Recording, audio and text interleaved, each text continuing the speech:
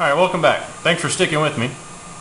And in this video I'm going to go over, like I said in the previous video, we're going to go over the 4 phases of emergency management. Plus we're going to go over basically how it works. We're going to talk a little bit about the government end of it really quick. And then we'll move on from there. So what are the 4 phases of emergency management? Well, you have mitigation, preparedness, response, and recovery. That's the 4 phases of emergency management. Those phases are ongoing. So what is mitigation?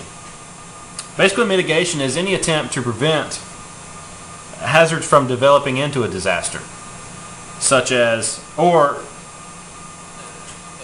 an attempt to reduce the effects of a disaster.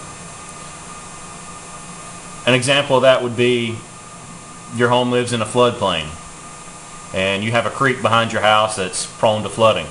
An example of mitigation would be, how are you going to keep your house from flooding every time that creek floods? Maybe you build a barrier, maybe divert the creek somehow. That's an example of mitigation. Then you go into preparedness. Preparedness is developing your plans of action. We'll talk about that. We'll talk about developing a family plan and stuff like that in a later video, but that's preparedness. How are you going to prepare to respond to the event if an event happens? Then you have response, and that's your mobilization of your necessary resources in order to respond to that incident. Then you have recovery, and that's basically what it means, recovery. You recover from the incident after it occurs. Like I said, these 4 phases are ongoing all the time. Alright, let's talk a little bit about how it happens, and talk about a little bit about the government side and how that happens. Basically, there's a plan. It was called the Disaster Relief Act of 1974, and that act established a process of how the president declares a disaster declaration. Okay. At one point, there were more than 100 agencies responsible for responding to a disaster in the United States. That's a lot, 100 agencies. So basically in 1979, President Jimmy Carter combined those agencies to form FEMA, the Federal Emergency Management Agency. So in 1988, Congress amended the Disaster Relief Act of 1974 to form the Robert T. Stafford Disaster Relief Act and Disaster Relief and Emergency Assistance Act. And basically what that's designed to do is to bring an orderly and systematic means of governmental response or assistance to state and local disasters when they occur. So we know FEMA is responsible for coordinating all government relief efforts. The government response now is based on what's called the National Response Framework and NIMS, which is the National Emergency Management System. So that gives you kind of a little background of how that happens. After an incident occurs, the local responders,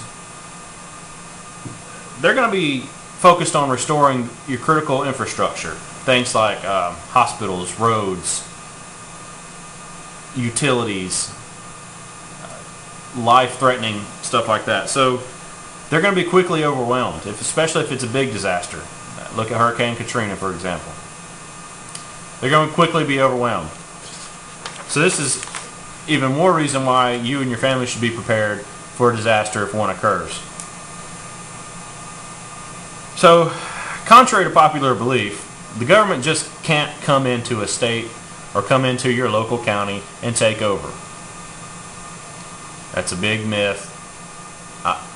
I'll say that, and then I will say under certain circumstances they can come in. However, 99% of the time the government cannot come into a state or come into a county and take over. They have to be requested.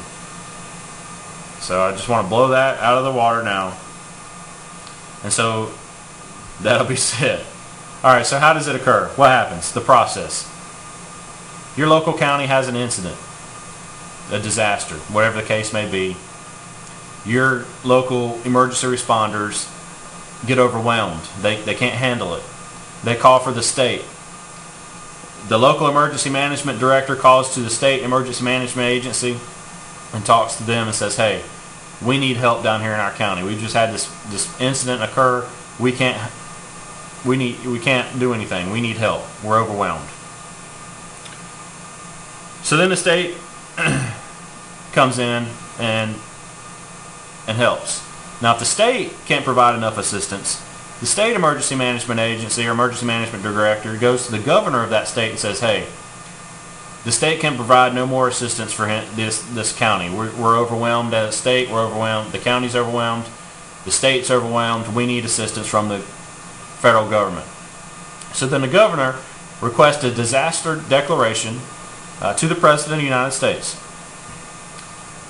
The President, through FEMA, reviews that disaster declaration and decides to sign it. Now, when the President signs the disaster declaration, then your assets begin to flow down to the states.